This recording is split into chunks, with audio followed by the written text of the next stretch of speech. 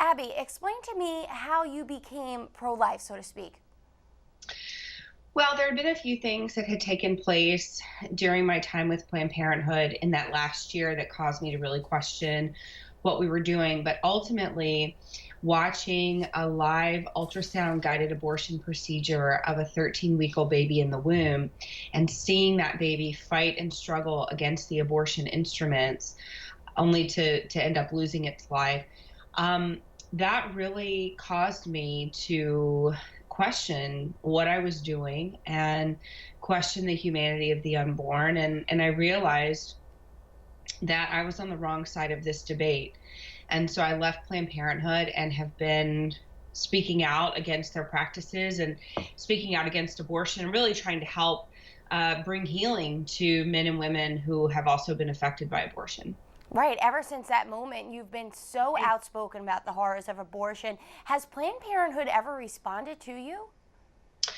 Yeah, when I first left, when they found out that that I was now pro-life, they actually sued me and took me to court, trying to get a permanent gag order against me. So that I wouldn't be able to share my story.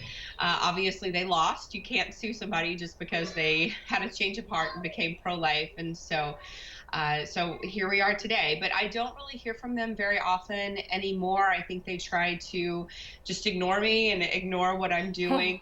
But in the beginning, yes, they were very annoyed with my newfound position.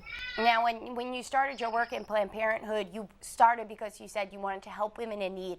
Is that still your goal as a pro-life activist? And what do you say to those activists who say that you cannot do that if you're pro-life, if you're against abortion?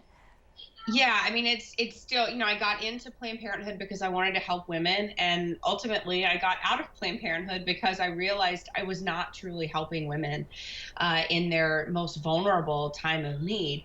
And so now that truly is my goal, by trying to not simply make abortion illegal, but making it unthinkable. And I think that being pro-life and being pro-woman really go hand in hand. So, Abby, what you're essentially saying is that you could be a feminist and be pro-life at the same time. Absolutely. I think it's really anti-feminist to tell a woman that she's not strong enough to be a mother. I think it's very anti-feminist to tell a woman that she's essentially too weak to overcome her current circumstances.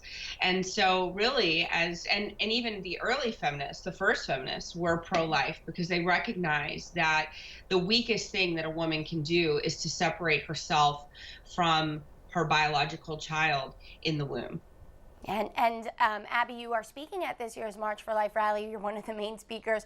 What is the single message that you hope to convey, if it's just one? I love speaking at the March for Life. It's always a really exciting time, having hundreds of thousands of people there.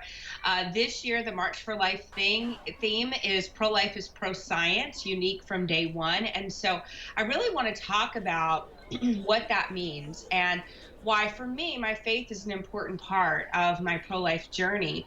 But I'm not pro-life just because of my faith. I am pro-life because of science. And so I'm going to talk about that ultrasound that I saw, and I'm going to talk about the humanity of the children in the womb, and really convey that to people and help them understand that you don't just have to use your faith to justify your pro-life belief, but that we also have science on our side.